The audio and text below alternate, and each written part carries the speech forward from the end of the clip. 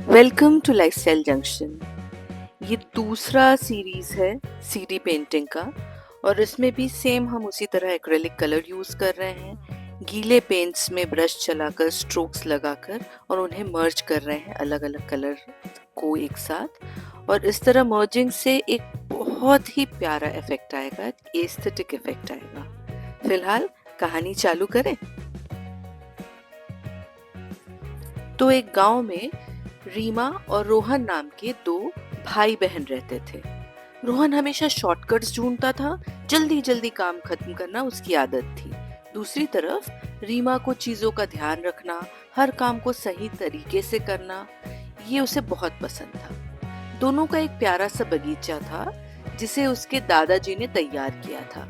दादाजी हमेशा कहा करते थे, बगीचा और जिंदगी दोनों को सहेज कर चलाओ, तभी सब फल मिलेगा।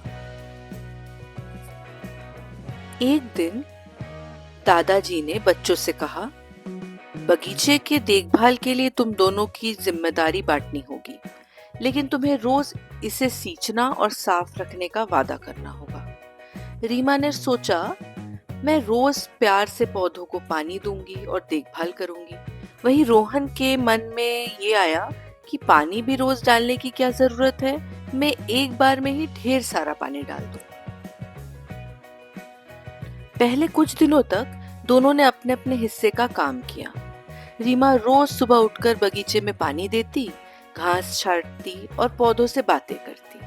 दूसरी ओर रोहन ने अपने हिस्से के पौधे को एक बार में खूब सारा पानी दे दिया और सोचा अब कई दिनों तक मेहनत की कोई जरूरत नहीं।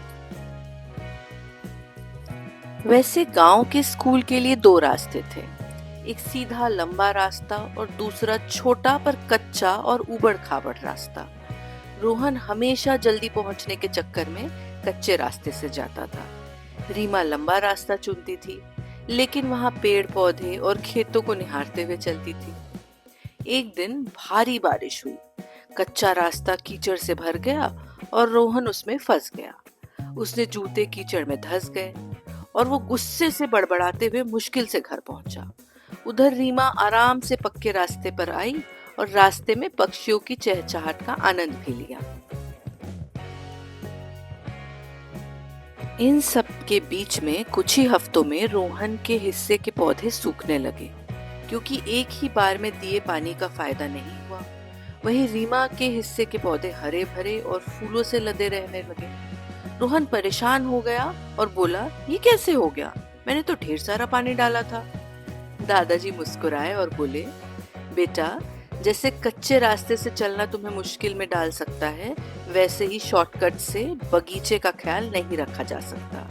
पौधे भी जिंदगी की तरह होते हैं, हर दिन ध्यान देना चाहिए, तभी वो फल देते हैं। जैसे सही रास्ते पर चलना समय लगा सकता है, वैसे ही धैर्य और मेहनत से भी अच्छा परिणाम मिलता है, लेकिन शायद समय लगे। रोहन ने ना उस दिन एक बहुत बड़ी बात सीखी। जिंदगी में शॉर्टकट काम नहीं आते, हर चीज का अपना समय और मेहनत होता है।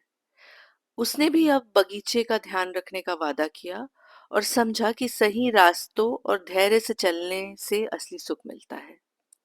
अगली बार से रोहन ने सिर्फ बगीचा ही नहीं, अपने हर काम में इस तरीके को देखभाल से शुरू करना स्टार्ट किया, और वह भी पक्के रास्ते से स्कूल जाने लगा, क्योंकि उसने जाना कि जिंदगी के सफर और बगीचे दोनों को सहेज कर चलना ही सबसे अच्छा रास्ता होता है।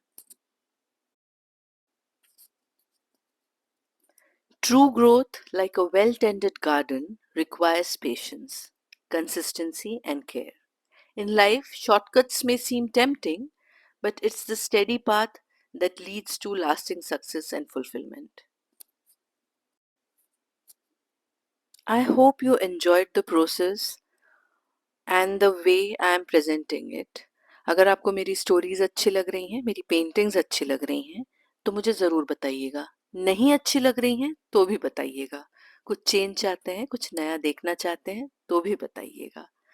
और इन सारी चीज़ों में सबसे बड़ी बात है इस स्टोरी को सुनाने का, कि कोई भी आर्ट फॉर्म भी अगर बनाना हो और कुछ इफेक्ट चाहिए आपको जो आपको खुशी दे, तो पेशेंस रखना बहुत ज़रूरी है।